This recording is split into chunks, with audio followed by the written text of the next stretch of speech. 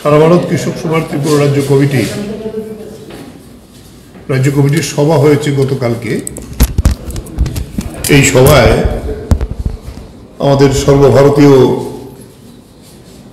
সহসভাপতি, দেশের কৃষক আন্দোলনের অন্যতম নেতৃত্ব, প্রাক্তন সাংসদ আমরারাম আরি, প্রাক্তন সাংসদ হান্নান মোল্লা, তিনি এর আগের দিন এবং কালকে উপস্থিত ছিলেন। আজকে তিনি চলে যাবেন। এখানে উপস্থিত আছেন আমাদের সভাপতি অঘোর দেববর্মা এবং আমাদের আরেকজন সম্পাদক মণ্ডলের সদস্য বাবুল দেবনাথ। আমরা কালকের মিটিংয়ের যে বিষয়বস্তু আপনাদের জানানোর জন্যই আজকে আমাদের এই সাংবাদিক সম্মেলন। আমাদের সম্প্রতি কেন্দ্রীয় কমিটিরও সভা হয়েছে। সেই সভার বিষয়বস্তু সহ হান্নানুল্লাহ তিনি বিস্তৃতভাবে বলবেন। আমি রাজ্যের বিষয়গুলো একটু সংক্ষেপে আপনাদের বলে দিচ্ছি। আপনারা জানেন যে এই সময়তে প্রণয়নকরী যে বন্যা হয়ে গেল শরণাতীতকালে, তাতে 20 জন প্রাণ গেছে আগে। আমরা দুঃখিত যে আমাদের আরেকজন কর্মী গতকাল প্রয়াত হয়েছেন, যে সোনামুড়ার বেজিমারার একজন সাহসী যুবক জহিরুদ্দিন, 35 বছর বয়স। সে বেজিমারা এলাকায় আমরা এদিন গিয়েছিলাম, আমাদের টিম যখন গিয়েছিল, আমরা রাম এবং কৃষ্ণপ্রসাদ সহ আমাদের সাথে সারাক্ষণ ছিলেন। তাকে একটা অজানা পোকা কামড় দিয়েছে, সে ব্যথা অনুভব করছিলেন। এটার বিষাক্তই, সে ব্যাপারটা খেয়াল করেনি, পরে হাসপাতালে ভর্তি হয়েছে। গতকালকে সে প্রয়াত হয়েছে। আমরা অত্যন্ত দুঃখিত, আমরা দুঃখ প্রকাশ করছি তার প্রয়াণে।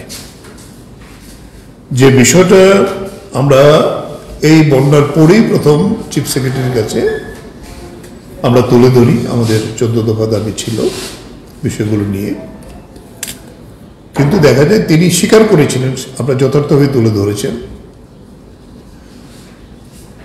এরপর আমরা এটা আমাদের কেন্দ্রীয় কমিটিতে জানাই। কেন্দ্রীয় কমিটি দ্রুততার সঙ্গে ত্রিপুরার অবস্থা পর্যবেক্ষণ করার জন্য আমাদের সহসভাপতি আমরারাম এমপি এবং আমাদের অর্থ সচিব প্রি কৃষ্ণপ্রসাদ এবং আমাদের রাজ্যের টিম সহ আমরা এই সোনামুড়া মহকুমার 3টি জায়গা, নলছর, মেলাঘর এবং সোনামুড়া বেজিমারা, বিলোনিয়া মহকুমার সবচেয়ে ক্ষতিগ্রস্ত যে এলাকাগুলো আমরা যাই, এবং একটি সীমান্ত গ্রাম যেখানে সংখ্যালঘু মানুষ বেশি, 300 পরিবার, তারা প্রায় পুরোটাই জলমগ্ন ছিল, আমজাদনগর। এটা আমরা যাই, দেখি। এরপরে আমরা যাই সেখানে শান্তিরবাজার মহকুমার সবচেয়ে ক্ষতিগ্রস্ত যে এলাকা মহরিপুর। এরপরে তারা চলে যান, ওই দিন রাত্রেবেলাই কাজ ছিল, যে আমরা আমাদের রাজ্য টিমের পক্ষ থেকে আমরা উদয়পুর, তারপরে অমরপুর, সাব্রম, এই বন্যা দুর্গত এলাকাগুলো একেবারে সরজমিনে গিয়ে মাঠে কৃষকদের সঙ্গে কথা বলি। তার অভিজ্ঞতা কালকে আমরা আমাদের রাজ্য কমিটির মিটিংয়েও আমাদের প্রতিনিধিরা আলোচনায় অংশ নিয়েছেন। এই বিষয়গুলো আমরা বিস্তৃত নিয়েছি। তার ভিত্তিতে আমরা আমাদের রাজ্য কমিটি থেকে টোটাল পরিস্থিতি নিয়ে, সামগ্রিক পরিস্থিতি নিয়ে 12 দফা দাবি, এটা আপনাদের কাছে আজকে বলা হবে। আমরা যেটা দেখেছি তাতে যে ক্ষতি আমাদের হয়েছে মাঠের পরে, এই গোটা আমাদের রিপোর্ট হয়েছে 90% ফসল সবটা নষ্ট হয়ে গেছে। জমিতে এইভাবে পলি পড়েছে, বালি পড়েছে এবং বিভিন্ন গার্বেজ, তাতে এই জমি পুনরুদ্ধার না করলে আবার ফসল করা যাবে না। পুকুর, বন্যা দুর্গত এলাকায় পুকুর, লেক যা আছে কিচ্ছু নেই, সমস্ত মাছ চলে গেছে। কালকে আমাদের মিটিংয়ে রিপোর্ট হয়েছে শুধু অমরপুর সাব ডিভিশনে 300-র উপরে গরু বন্যায় ভাসিয়ে নিয়ে গেছে, 580টি ছাগল নিয়ে গেছে বন্যায় ভাসিয়ে। পোলট্রি প্রায় 3 থেকে 4 হাজার পোলট্রি যে মুরগি ছিল তা ভাসিয়ে নিয়ে গেছে, হাঁস চিহ্নও নেই। পানীয় জলের সংকট দেখা দিয়েছে, আমরা ভিজিট করেছি। বলছে অনেকেই ত্রাণ নিয়ে যাচ্ছেন, বলছে আপনারা অন্য জিনিস না দেন, জলের বোতল দিয়ে যাবেন যাতে আমরা খেতে পারি। বামপুর, রাঙ্গামাটি এই জায়গাগুলিতে গিয়ে আমাদের কাছে বলেছে, এবং কিছু প্রতিনিধি যারা গিয়েছিলেন বিভিন্ন বেসরকারি সংস্থা, তাদেরকেও তারা এই দাবিগুলি করেছেন যে আপনারা অন্য জিনিস যাই দেন, জলখাবারটা নিয়ে আসেন। গরুর কোনো খাদ্য নেই। এটা ভয়াবহ পরিস্থিতি বিরাজ করছে। এখানে সংক্ষেপে যে কথাটা বলার, সরকার দেখছি ছবি ভালো করে তুলছে, কারা কারা ত্রাণ দিল, কি করলো, এবং এটা আবার বিভিন্ন খবরের কাগজ টাগজে ভালো করে প্রচারও হচ্ছে। মুখ্যমন্ত্রী বন্যার সময়তে হেলিকপ্টারে করে কিছু জায়গা করেছিল। এরপরে কিন্তু আমরা না মন্ত্রিসভার সদস্যরা, না মুখ্যমন্ত্রী, না সরকারি দলের কোনো প্রতিনিধি, তারা কাউকে কিন্তু আমরা পাইনি। আমরা প্রথম দিন থেকে এই 19 তারিখে যে বন্যা হয়েছে তার থেকে আমরা কিন্তু মাঠে আছি, আমাদের স্থানীয় স্তরের কর্মীরা, এবং আমরা কেন্দ্রীয় রাজ্য সবাই আমরা গেছি। এবং আমরা বলবো সরকারি ত্রাণের চেয়ে বিভিন্ন বেসরকারি সংস্থা ব্যক্তিগতভাবে প্রচুর মানুষ ঝাঁপিয়ে পড়েছেন। এটা নতুন দেখা ত্রিপুরায়, এত মানুষ। আমি দেখলাম আমাদের সাংবাদিক বন্ধুরা কয়েকজন মিলে ত্রাণ সংগ্রহ করেছিলেন উমাকান্ত মাঠে, আমাকে রিপোর্ট করলো। ওই দিন রাত্রেবেলা বলেছিল যে 7-8 ট্রাক হবে, এখন বলছে 10 ট্রাকের উপরে মাল মানুষ এনে দিয়েছে, তারা এগুলো বিভিন্ন দুর্গত এলাকায় পৌঁছে দিয়েছেন। আপনারা জানবেন ভালো করে কোথায় সরকারের ত্রাণ, কোথায়। মুখ্যমন্ত্রী বিধানসভায় 500 কত কোটি টাকা দেবে বলেছে, এটা তো নহস্য। তাই আমরা ইমিডিয়েটলি দাবি করছি কেন্দ্রীয় সরকারকে, এটা আমাদের সাংসদ যেদিন এসেছিলেন তিনিও বলেছেন, এটাকে জাতীয় বিপর্যয় ঘোষণা না হলে কেন্দ্রীয় সরকারের পক্ষেও এই ক্ষতি পূরণ করা সম্ভব হবে না। ইমিডিয়েটলি অন্তত 15,000 কোটি টাকা দিতে হবে ত্রিপুরার কৃষিকে পুনর্গঠন করা, এটাকে পুনর্গঠন করা। বাড়ির পরে বাড়ি, এক বাড়িতে কোনো ঘর নেই, এরকম অনেক ঘরকে দেখে এসেছি। তারা কোথায় থাকবে? এরকম প্রায় এখন প্রথম ছিল 3,500, এখন 5,000-এর উপরে বাড়ি, এরকম ইনফরমেশন আমাদের কাছে আসছে, যেগুলো একেবারেই ধ্বংস হয়েছে। উপজাতি এলাকায় জল যায়নি, কিন্তু ধসে এই যে 32 জন মারা গেছে, 22 জন মারা গেছে শুধু ধসে। এখনো এই ধসে মানুষ পড়ছে। ওই দিন আমরা গেলাম সাবরুমের একটা জায়গায়, সেখানে গিয়ে দেখলো 25টি পরিবার। এই পরিবারগুলো এখানে থাকতে পারবে না, যদি রাত্রেবেলা হতো এখানেও মারা যেত। কিন্তু সরকারের তো কোনো প্রতিনিধি কোনো জায়গায় আমরাও পাইনি। আমাদের যে 8টি জেলার আমাদের সম্পাদকরা কালকে রিপোর্ট করেছেন, কোনো জায়গায় সরকারের কোনো ত্রাণ সাহায্য, একটা রিপোর্ট তারা পাঠাচ্ছেন, ঘরে বসে বসে অফিসাররা রিপোর্ট তৈরি করছেন। সরজমিনে কোনো তদন্ত নেই, সরজমিনে কোনো সার্ভে নেই, তাহলে কি করে বুঝবে? তাই এই নিয়ে আমরা এই দাবি সম্মত উপস্থাপিত করছি আপনাদের মারফতে রাজ্যের মানুষের কাছে। এবং আমরা ঠিক করেছি কালকার মিটিং থেকে সেপ্টেম্বর মাসের 20 তারিখ থেকে 30 তারিখ রাজ্যের 23টি সাব ডিভিশনে, তার মধ্যে 8টি জেলা আছে, আমরা কৃষক সভা, আমরা ক্ষেত মজুরের সঙ্গে কথা বলবো, জিএমপির সঙ্গে কথা বলবো, কৃষক সংগঠনগুলিকে মিলিয়ে আমরা সর্বত্র এই 12 দফা দাবিতে বিক্ষোভ করব, প্রচার আন্দোলনে যাব। এবং আগরতলা আমরা চেষ্টা করছি একটা বড় জমায়েত শেষ দিকে করার জন্য, পুজোর আগে, যাতে করে আমরা সরকারকে বাধ্য করাতে পারি এটা করার জন্য। কেন্দ্রীয় সরকার দায়িত্ব না নিলে ত্রিপুরা সরকারের যে বাজেট, এটা সম্ভব না। আমরা বারবার সরকারকে সহযোগিতা করার জন্য আমরা করতে চাই, কিন্তু সরকারের সর্বদলীয় মিটিং হয়েছে, এই মিটিংয়ের পরে তো কারোর সঙ্গে কোনো যোগাযোগ নেই। তাই আমরা আমাদের মিটিংয়ে এই সমস্ত প্রতিনিধিদের যে ক্ষোভ, এইটার মিটিংয়ে যা প্রতিফলিত হয়েছে তার ভিত্তিতেই আমরা এই দাবি সনদ কালকের মিটিংয়ে ঠিক করেছি, এটার কপি আপনাদের কাছে আমরা দেব। আমাদের আমরারামজি সেখানে এই আমাদের প্রতিনিধিদের পক্ষ থেকে ভারতবর্ষের প্রধানমন্ত্রীকে ত্রিপুরার এই পরিস্থিতি নিয়ে চিঠি দিয়েছেন, কিন্তু এখন পর্যন্ত কোনো উত্তর নেই। আরেকটা জিনিস জানাবো, শুধু ভিজিট না, আমরা ধন্যবাদ জানাবো আমাদের কেন্দ্রীয় কমিটিকে, সহজ সরল আমাদের ত্রিপুরার পাশে দাঁড়িয়েছেন। তারা গত পরশুদিন আমাদের রাজ্যের বন্যার জন্য প্রাথমিকভাবে আমাদের কেন্দ্রীয় কমিটি 5 লক্ষ টাকা আমাদের রাজ্যকে, মানুষকে কিভাবে আমরা সাহায্য করতে পারি এটা দেখার জন্য, এবং দেশের অন্যান্য রাজ্য কমিটিগুলিকেও বলেছেন তারা, ত্রিপুরার আমাদের ব্যাংকের নাম্বার আমরা পাঠিয়ে দিয়েছি, যে তারাও যাতে সাহায্য এগিয়ে দেন, যে আমরা আমাদের এই ক্ষুদ্র সাহায্য নিয়েও আমরা মানুষের কাছে যাব, কিন্তু এটাতে কিচ্ছুই হবে না যদি কেন্দ্রীয় সরকার এবং রাজ্য সরকার সেই পুরোপুরি ব্যবস্থা গ্রহণ না করে। এই সিদ্ধান্ত আমরা নিয়েছি, আমরা অপেক্ষা করবো এই কটা দিন, এরপরে আমরা সেপ্টেম্বরের 20 তারিখ থেকে 30 তারিখ লাগাতারভাবে সবগুলো সাব ডিভিশনে আমরা বিক্ষোভ মিছিল করব, অন্য সমস্ত সংগঠনগুলিকে সঙ্গে নিয়ে। এই হলো আমাদের মূল সিদ্ধান্ত।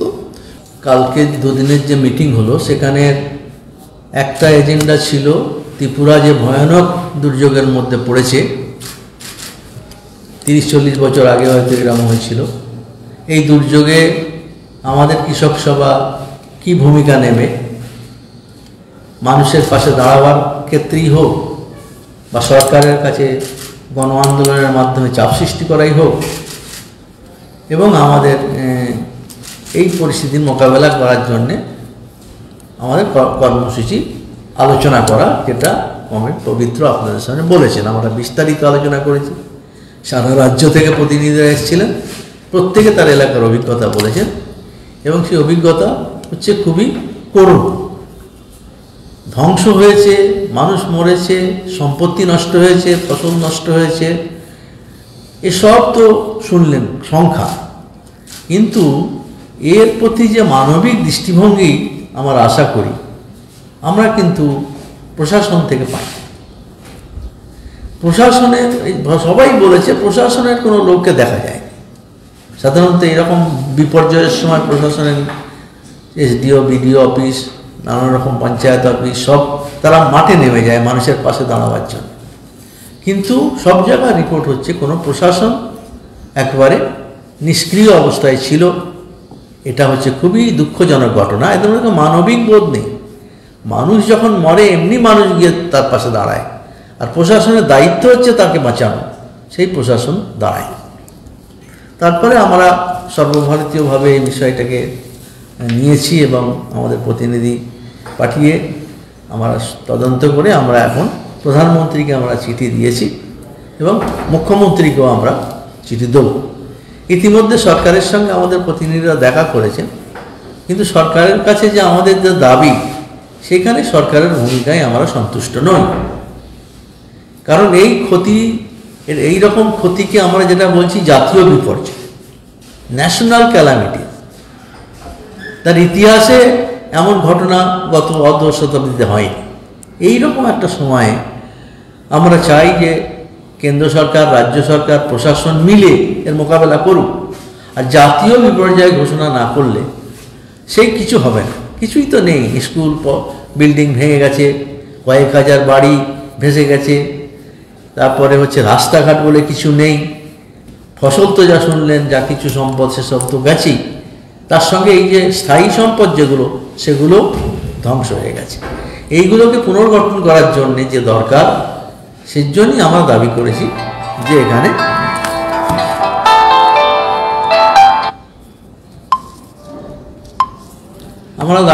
সেই জন্যে যে এখানে প্রশাসনিক ক্ষেত্রে একটা সহযোগিতা দরকার কেন্দ্র এবং রাজ্য সরকার। আমরা দাবি করেছি যে দিল্লির কাছে যেকে ন্যাশনাল ক্যালামিটি ঘোষণা করা, কিন্তু দুর্ভাগ্য হচ্ছে ত্রিপুরার সরকার তারা ঘোষণা করতে রাজি না, জানি না কেন। মুখে বলছে ক্ষতির কথা, সব স্বীকার করছে আলোচনার সময়, কিন্তু রাষ্ট্রীয় আপদা ঘোষণা করার দাবি করছে না। একটা ডবল ইঞ্জিন সরকার, একটা ইঞ্জিন ডুবে গেছে, আর একটা ইঞ্জিন তো তার পাশে দাঁড়াবে টেনে নিয়ে যাওয়ার জন্য। কিন্তু রাজ্য সরকারের এখানে জানি না কেন হয়তো ভয় পাচ্ছে, এ দাবি করলে হয়তো মুখ্যমন্ত্রীকে সরিয়ে দেবে, জানি না কি ভয়। মানুষ যখন চাইছে তার প্রতিনিধি হিসাবে রাজ্য সরকার কেন চাইবে না? জাতীয় বিপর্যয়ের কথা, 25,000 কোটি টাকা লোকসান হয়েছে, তাহলে সে টাকা কোত্থেকে রাজ্য সরকার দেবে? রাজ্য সরকার তো অত টাকা নেই, এবং এগুলো কেন্দ্রের কাছে দেওয়ার ব্যাপারে আমরা দাবি করেছি, আমরা চিঠি দিয়েছি, আমরাও এই দাবি দিল্লি সরকারের কাছে আরও চাপ সৃষ্টি করবে এবং রাজ্যে আমাদের কর্মীরা আন্দোলন করবে যাতে এই দাবি পূরণ হয়। এটা ছিল আমাদের একটা অন্যতম বিষয়, এটা আলোচনা। দ্বিতীয় হচ্ছে গিয়ে আমাদের কৃষক সভা সর্বভারতীয় কাউন্সিল মিটিং হয়েছে, জয়পুরে গত মাসে হয়েছে, এবং সেখানে আমরা বিস্তারিত আলোচনা করেছি দেশের পরিস্থিতি, দুনিয়ার পরিস্থিতি, রাজ্যগুলোর পরিস্থিতি, সাংগঠনিক অবস্থা, বিস্তারিত আলোচনা করে আমরা কতগুলো সিদ্ধান্ত গ্রহণ করেছি। আমরা একটা জিনিস করেছি, নির্বাচনী পর্যালোচনা, যে ভারতবর্ষে যে ঐতিহাসিক কৃষক আন্দোলন হয়েছিল, সেই ঐতিহাসিক কৃষক আন্দোলনের ফলে মোদী সরকার যে কৃষক বিরোধী, শ্রমিক বিরোধী, মহিলা বিরোধী, আদিবাসী, শিডিউল কাস্ট বিরোধী, গরিব মানুষের যে দুশ্মন এবং বিশ্বাসঘাতক, এই বিষয়টাকে কৃষক আন্দোলন প্রতিষ্ঠিত করেছে। 10 বছরের শাসন হচ্ছে গিয়ে আজকে দ্বিতীয় শাসনের 3 মাস হলো। এখন এই শাসনে যে সমস্ত কথা মোদী বলতো সব ভুলে গেছে, সবকো বিকাশ এখন আর নেই, সমস্ত মানুষের ভালো করার প্রশ্ন এখন নেই। এখন সেই জন্যে মোদী সরকারের এই যে শাসন গত দুটো টার্ম আর এই 3 মাস, সমস্ত অংশের মানুষ বিপন্ন, কৃষকরা বিপন্ন, কৃষকরা আন্দোলন করছে, ফসলের ন্যায্য দাম চাই, স্বামীনাথন কমিশনের সুপারিশ মতো, এবং ঋণ মুক্তি চাই, এই কৃষকরা আন্দোলন করছে। কিন্তু নরেন্দ্র মোদীরা আন্দোলনের সামনে দাঁড়িয়ে তো 3টে কালা কানুন প্রত্যাহার করেছিল, তখন লিখে দিয়েছিল আমাদের যে আমরা বাকি দাবি নিয়ে আলোচনা করব। 3 বছর হয়ে গেল, সরকারের কোনো দেখা নেই। আমরা বারবার দাবি করছি সরকারের কাছে, মিটিং করো, আলোচনা করো, কী হবে এমএসপি, কৃষক আত্মহত্যা বাড়ছে, এখনও 35 জন কৃষক প্রতিদিন আত্মহত্যা করছে দেনার জ্বালায়, ফসল নষ্ট হয়ে যাচ্ছে, তার ক্ষতিপূরণ নেই এই জন্য। কিন্তু এই সরকারের নীতি হচ্ছে কৃষক বিরোধী, তারা কৃষকের ভালো করবে না। আর গত নির্বাচনে যেহেতু কৃষকের কাছ থেকে একটা বড় থাপ্পড় খেয়েছে, সেখানে মোদী আরও কৃষকদের প্রতি বদলা নেবার চেষ্টা করছে। কারণ যেখানে মূল কৃষক আন্দোলন হয়েছিল 5টা রাজ্য, সেই রাজ্যের 38টা সিট বিজেপি দারুণভাবে এনেছে, এগুলো ব্যাপকভাবে জিতেছিল আগে। আর গোটা গ্রামাঞ্চল, পশ্চিম ভারতের গোটা গ্রামাঞ্চলের যদি আমি হিসাব করি, দেখেছি 159টা সিটে বিজেপি এনেছে। তার মানে গ্রামে কৃষকরা থাকে, কৃষক, ক্ষেতমজুর, গরিব মানুষ, যাদের সঙ্গে মোদী বেইমানি করেছে, বিশ্বাসঘাতকতা করেছে, তারা কিন্তু বিশ্বাসঘাতকতার বদলা নিয়েছে। বিজেপি হেরে গেছে, এত বড় পার্টি, বিশ্বের সেরা পার্টি, সর্ববৃহৎ পার্টি, কিন্তু লোকসভা নির্বাচনে মেজরিটি করতে পারে, 400 পার স্লোগান দিয়েও 250 করতে পারে। এখন শেষ পর্যন্ত সরকার করেছে 3য়বার, কিন্তু আগে যেমন সরকার হতো মোদী সরকার, মোদী সরকার, এবারে মোদী সরকার হয়, এবার হচ্ছে এনডিএ সরকার। কারণ ক্যাচ নিয়ে চলতে, পা তো খোঁড়া হয়ে গেছে মোদীর। এখন একদিকে কাঁধে ভর দিয়েছে চন্দ্রবাবু, আর একদিকে নীতিশ কুমার, দুজনের কাঁধে ভর দিয়ে খুঁড়িয়ে খুঁড়িয়ে একটা সরকার বানিয়েছে এনডিএ সরকার। অর্থাৎ যে অহংকার, मैं মোদি হ্যায় তো মুমকিন হ্যায়, এ মানুষ একে ছুঁড়ে ফেলে দিয়েছে, মিথ্যে কথা মনে করে, জুমলাবাজিকে মানুষ প্রত্যাখ্যান করে। সেই জন্যই আজকে 3 মাস যখন এই সরকারের রয়েছে, 3য় সরকারের, এখানে মানুষের মধ্যে কোনো কল্যাণ দেখছে না, কোনো আশা দেখছে না, এর মধ্যে তার কোনো প্রতিক্রিয়া মানুষ দেখেছে। এই জন্যই আমরা ঠিক করেছি এই কৃষক বিরোধী সরকারের বিরুদ্ধে আমরা ব্যাপক আন্দোলন আবার শুরু করব। যেহেতু কথা দিয়েছি, লিখিত চিঠি দেওয়ার পর সরকার 3 বছর যদি কথা না বলে, আমরা কি করতে পারি? আন্দোলন করা ছাড়া আমাদের সামনে কোনো রাস্তা নেই। তো আমরা সেই জন্য ঠিক করেছি এই আন্দোলন করব। এবং আমরা জানেন যে 384-তে যে ঘেরাও হয়েছিল দিল্লি, তা শুরু হয়েছিল 26শে নভেম্বর। এই 26শে নভেম্বর এখন একটা ঐতিহাসিক দিবস হয়ে দাঁড়িয়েছে। ওই দিনে যেমন গোটা ভারতবর্ষে কৃষকরা রাস্তায় নেমেছিল, আবার ওই দিনই ওই 4টে লেবার কোড যা দিয়ে শ্রমিকদেরকে গোলাম বানাবার চেষ্টা করেছে মোদি, সেই লেবার কোডের বিরুদ্ধে ভারত বন্ধের ডাক দিয়েছিল 10টা ট্রেড ইউনিয়ন। এই 10টা কেন্দ্রীয় ট্রেড ইউনিয়ন আর আমাদের 500 সংগঠনের মোর্চা, কৃষকদের সংযুক্ত কিষাণ মোর্চা, এই কিষাণ এবং মজদুর মোর্চা মিলিতভাবে আমরা ওই 26শে নভেম্বরকে আবার মানুষের সামনে তুলে ধরা, যে 26শে নভেম্বর আন্দোলন শুরু হয়েছিল, কিন্তু মোদি বিশ্বাসঘাতক, গাদ্দার, সে কথা রাখেনি। সেই জন্য আমরা 15 থেকে 25 নভেম্বর গোটা ভারতবর্ষের গ্রামে, শহরে, মোর্চায়, সব জায়গায় শ্রমিক কৃষক মিলে এগুলো প্রচার করা হবে, আবার তুলে ধরা হবে যে মোদি কীভাবে বেইমানি করছে, কীভাবে কথা দিয়ে কথা রাখেনি, একটু তুলে ধরা হবে 15 থেকে 25। আর 26শে নভেম্বর সমস্ত রাজ্যের রাজধানীতে আমরা ব্যাপক সমাবেশ করি ভারতবর্ষে, এই মোদির বিরুদ্ধে জনমত তৈরি করার জন্য হাজারে হাজারে কৃষক রাস্তায় নামবে। এটা হচ্ছে কি আমাদের আন্দোলন। ত্রিপুরাতেও আমরা বলেছি এই আন্দোলন যাতে ত্রিপুরার কর্মীরা করে, অসুবিধা আছে, বন্যা আছে, অসুবিধার মধ্যেও কিন্তু দুশ্মনের বিরুদ্ধে লড়াই তো বন্ধ থাকবে না, সেই আন্দোলনের সিদ্ধান্ত তারা এখানে করেছে। তার সঙ্গে সঙ্গে আমরা আমাদের সংযুক্ত কিষাণ মোর্চা, সেই সংযুক্ত কিষাণ মোর্চা যে গোটা ভারতবর্ষে 500 সংগঠন আমরা যে কৃষক আন্দোলন চালাচ্ছি, ত্রিপুরাতেও সেই সংযুক্ত কিষাণ মোর্চা আছে। এখানেও প্রায় 500 সংগঠনের মধ্যে 15-20টা আছে এখানে এই রাজ্যে। সেই সংগঠনগুলোকে যুক্ত করে আমাদের কৃষক সভাকে আমরা নির্দেশ দিয়েছি, তারা যাতে তাদেরকে সংযুক্ত করে যুক্ত হবে। একদিকে কৃষক সভা যেমন তারা আন্দোলন করবে, কৃষক সভা, ক্ষেত মজুর ইউনিয়ন এবং ট্রেড ইউনিয়ন CIT, তারা যেমন শ্রেণীগতভাবে গরিব মানুষের লড়াই চালাবে, পাশাপাশি সংযুক্ত মোর্চার যারা সাথী তাদের সঙ্গে নিয়ে সংযুক্ত মোর্চার কার্যকলাপও গোটা দেশে পরিচালনা করবে। এটাও হচ্ছে আমাদের কর্মসূচি। সেই কর্মসূচি এখানে নেওয়া হয়েছে। মানে এই অবস্থার মধ্যে দাঁড়িয়ে আমরা যে দাবি করেছি, এই দাবি আমাদের আন্দোলন চলবে গোটা রাজ্যে, গ্রামে, গঞ্জে, শহরে, সরকারের উপর চাপ সৃষ্টি করে যাতে সরকার সক্রিয় হয়, সরকার যাতে পালাতে না পারে বড় বড় কথা বলে, যাতে মানুষের প্রকৃতভাবে মানুষের কাজে লাগে, সেটা হচ্ছে আমাদের করা। এই হচ্ছে ব্যাপার আমাদের এই আন্দোলনে আমরা ঠিক করেছি এবং আশা করি আপনাদের সমর্থন নিয়েই আমরা এগুচ্ছি মানুষের কাছে আমাদের বক্তব্য পৌঁছে দিয়ে, আপনাদের সহযোগিতা নিয়ে ত্রিপুরাতেও একটা মজবুত কৃষক আন্দোলন গড়ে তোলা, কৃষক সংগঠনকে আবার পুনর্গঠনের কাজও সিদ্ধান্ত নেওয়া হয়েছে। আবার নভেম্বর মাসে কৃষক সভার সদস্য সংগ্রহ করা হবে, পুরো রাজ্যে কৃষক সভার সদস্য সংগ্রহ করা হবে। গত বছরে যা মেম্বার হয়েছিল তার 10% বেশি কোটা নিয়ে সমস্ত গ্রামে গঞ্জে কৃষক সভা সদস্য সংগ্রহ করার সিদ্ধান্ত হয়েছে নভেম্বর মাসে।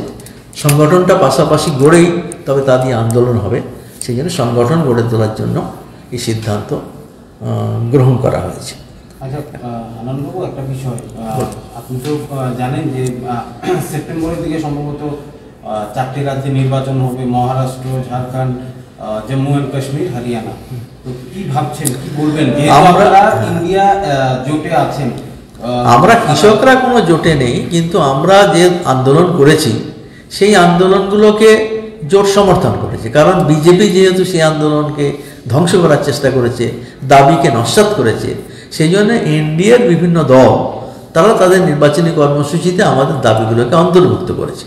আমরা চাই আমাদের আন্দোলন শুধু বিজেপির বিরুদ্ধে নয়, আমাদের আন্দোলন এনডিএর বিরুদ্ধে হবে যদি তারা আমাদের দাবি কার্যকরী না করে। শুধু প্রতিশ্রুতি দিলে হবে না, আমরা কাজ চাই। আর আমরা কৃষকরা পার্টি নই, আমরা কৃষক সমাজের প্রতিনিধি, কৃষকদের যা সমস্যা তাই নিয়ে আন্দোলন করি। সেই জন্য আমরা বলেছি যে এই যেমন আগামী গত নির্বাচনে যেমন গোটা ভারতবর্ষের কৃষকরা যেমন মোদিকে একটা শিক্ষা দিয়েছে, আমরা এবারে বলেছি সেই স্লোগানই বজায় আছে। 4টে রাজ্যের যে নির্বাচন হবে, সেই 4টে রাজ্যে আমাদের কৃষক সংযুক্ত কিষাণ মোর্চার মিটিং হয়েছে, সেখান থেকে আমরা সিদ্ধান্ত করেছি। আর আগামী 17ই সেপ্টেম্বর চণ্ডীগড়ে আমাদের সংযুক্ত মোর্চার মিটিং হবে। আমরা এই 500 সংগঠন আমরা একা কিছু সিদ্ধান্ত নিই, সবাই মিটিং করেই যে গণতান্ত্রিকভাবে সিদ্ধান্ত হয়। তো 17ই সেপ্টেম্বর চণ্ডীগড়ে আমরা আরও এটা কংক্রিট করব। ইতিমধ্যেই আমরা যে 4টে রাজ্যে ভোট হবে সেই রাজ্যের যে এসকেএম এর মেম্বার 15, 20, 30 যা সংগঠন, তাদের রাজ্যভিত্তিক এসকেএম কনভেনশন করছি এবং সেখান থেকে সেই রাজ্যের বিজেপিকে হারাবার যে স্লোগান, সেই স্লোগানকে কার্যকরী করার জন্য আমরা নির্দেশ দিয়েছি। আমাদের কেন্দ্রীয় নেতারাও ওই 4টে রাজ্যে এই রাজ্যের প্রচারে বিজেপিকে হারাবার যে স্লোগান সেই নিয়ে তারা পৌঁছাবে, এটা আমাদের সিদ্ধান্ত হয়েছে।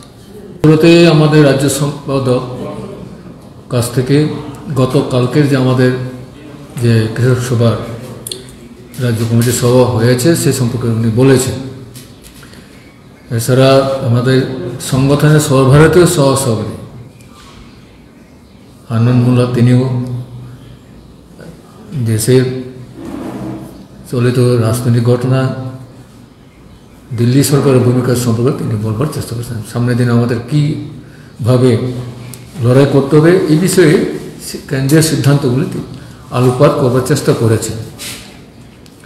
তো এইভাবে রাজ্যের যে বন্যা তো হয়ে গেল,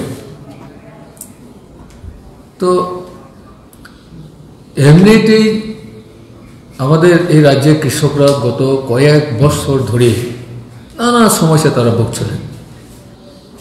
নিয়মিত চাষ করার সুযোগ তারা পাচ্ছে না, জল নেই, সার নেই, নানা কারণে কৃষকরা অনেকটা বাধ্যের হাত গুটিয়ে তারা একটা অভাবের একটা দারিদ্রতার মধ্যে দিয়ে তারা জীবন কাটাচ্ছিল। এর মধ্যেও এই বন্যাটা ঘটে গেল, যদিও এটা প্রাকৃতিক বিপর্যয়, এ সময় কোনো সন্দেহ নেই। কিন্তু আমার মনে হয় সেখানে আমাদের রাজ্যের যে প্রশাসন, কারণ এই সময়টা আমাদের বৃষ্টি বাদল হয়, কখন বেশি হবে না হবে না হয় এটা হয়তো বলা সম্ভব না, কিন্তু বর্ষা সময় কোনো এক ঘটনা ঘটতে পারে, একটা সম্ভাবনা সেখানে থেকে যায়। কিন্তু দেখা গেল মনে হয় যে যদি বন্যা অতিরিক্ত হয়ে যায় তাহলে বন্যা পীড়িত মানুষের পাশে দাঁড়ানোর জন্য আগে থেকেই তৈরি হওয়া, এই বিষয়ে বোধহয় অনেকটা তারা সেভাবে প্রস্তুত হইতো তারা ছিল না। ফলে যে ঘটনা তো আপনারা দেখলেন কি ভয়াবহ ঘটনা হয়ে গেল। তো এই জায়গায় দাঁড়িয়ে হাজার হাজার কৃষকরা তারা সর্বস্ব হয়ে গেল। তাদের পালিত পশুপাল পালিত গবাদি থেকে শুরু করে অন্যান্য যার উপরে অর্থনীতিটাকে ভিত্তি করে তারা বেঁচেছিলেন, সব জলে বেছে নিয়ে গেল। ওই জায়গার মধ্যে ঘর গেল, সম্পদ গেল, স্থায়ী অস্থায়ী সম্পদ সব চলে গেল। আজকে খোলা আকাশের নিচে অসহায়ভাবে তারা আজকে সেখানে দিন কাটাতে হচ্ছে। তো এই জায়গায় দেখা গেল, এই যে আপনারা শুনলেন, আমরা তো মনে করি হান্নানরা বলেছেন যে মানবিকতার মুখ, এই জায়গায় মানবিকতার যে মুখটা, এটা প্রশাসনের সবচেয়ে দায়িত্ব নিয়ে এই মানে বিষয়টা দেখা উচিত ছিল। এই জায়গার মধ্যে দেখা গেলো এই জায়গাও আমরা সেখানে দেখা গেলো বৈষম্য হচ্ছে, বন্টনের ক্ষেত্রে বৈষম্য হচ্ছে, অর্থাৎ পর্যাপ্ত পরিমাণে তাদের যে সাহায্য সুযোগ দেওয়া সেখানেও সেরকমভাবে করা হচ্ছে না। এখন এই সমস্ত মুমূর্ষ বন্যায় পীড়িত যে লোকগুলো, তাদের ভবিষ্যৎ অর্থনীতিতে রয়েছে, এই জায়গায় আমরা মনে করি প্রশাসন আরও সব দলীয় ঊর্ধ্বে থেকে মানবিক যে দৃষ্টিভঙ্গিটাকে মজবুতভাবে এটাকে ধরে অন্তত তাদের পাশে দাঁড়ানো উচিত। তাহলে আপনার এখানে সমতলে অঞ্চলে ক্ষতিগ্রস্ত হয়েছে, এমনকি এই ক্ষতিটাই এইবারে বৃষ্টিতে বর্ষার জল না দুল, বন্যার জল না ডুবলেও জমি আরও ক্ষতিগ্রস্ত হয়েছে। হয় জমি দোষে তাদের আবার চাষগুলি ভেঙে পড়েছে, অথবা বাড়িতে দশে ভেঙে পড়েছে, তারও ক্ষতি হয়েছে। এবং গন্ধসরের মধ্যে এই দলপতি বা এই সমস্ত জায়গায়, উঁচু জায়গায়, এইসব জায়গায় দেখা গেল খবর নিয়ে দেখলাম সেখানেও মানে গলার উপরে জল সেখানে কেউ বয়ে গেছে এই এলাকার মধ্যে। ফলে অসংখ্য গবাদি উপজাতিদের মধ্যে এটা তারা এইগুলি তারা ইয়ে করতো, এগুলি সব মরে গেল অথবা জল বেসে গেল। মানে বড় বেসক মানে আর আসবে না, ফিরে আসবে না কৃষক। তাহলে এই ক্ষেত্রে আমি আমার ধারণা হচ্ছে এই যে 15,000-এর যে তারা প্রাথমিক অ্যাসেসমেন্ট করলো বা তারা যে ইয়ে করলো, হিসাবটা করলো, ত্রিপুরার সমগ্র মানুষের যে এফেক্ট হয়েছে, নানাভাবে হয়েছে, এগুলি হিসাবের মধ্যে এসছে কিনা আমার সন্দেহ আছে জায়গায়। সে হ্যাঁ, এইগুলো রিয়েলি অ্যাসেসমেন্ট করার প্রয়োজন আছে। সরকার কি করছে কি করবে না তো সরকারের উপর নির্ভর করবে, কিন্তু তারা যে এখন যেভাবে তাদের যে ট্রেনটা, তার মনে হচ্ছে এখন তো শুনছি যারা শরণার্থী শিবির আছে তারা বলছে তোমরা বাড়ি ফিরে যাও। ভাই বাড়িতে বাড়ি নাই, ঘর নাই, তারা যদি বলে যে তুমি ঘরে যাও, নাহলে এখানে আর খাওয়া দাওয়া হবে না, কোনো সাহায্য দেওয়া হবে না, এই যদি হয় তাহলে এই লোকগুলো যাবে কোথায়? ওরা তো বাংলাদেশে গিয়ে বাঁচবে না, ত্রিপুরায় থাকতে হবে। তো এদের দায়িত্বটা কে নেবে? সরকারকে এই বিষয়টা ভাবনার মধ্যে আনতে হবে, সরকারকে এই দায়িত্ব নিয়ে তাদের ব্যস্ত হবে। এই জন্যে আমরা কৃষকরা, কৃষক সভা, কৃষকের তরফ থেকে আমরা এবার সতর্কতার সহিত এদের পাশে দাঁড়িয়ে আমরা লড়াই করতে চাই। এই জন্য আমাদের সম্পাদক বলেছেন যে সামনে যেমন লড়াই চলবে, এই রাজ্যের কৃষকদের সরকারি রাস্তায় নামতে বাধ্য করছে তাদের ভূমিকার জন্য, কাজে আমরা থেমে থাকবো না, সামনের দিনে বেঁচে থাকার প্রশ্নে আমাদের লড়াই থেকে আমরা যুদ্ধ করতে চাই। এই বক্তব্য আপনাদের মধ্যে সবার কাছে পৌঁছাতে আমরা চাই, এই হলো আমার কথা।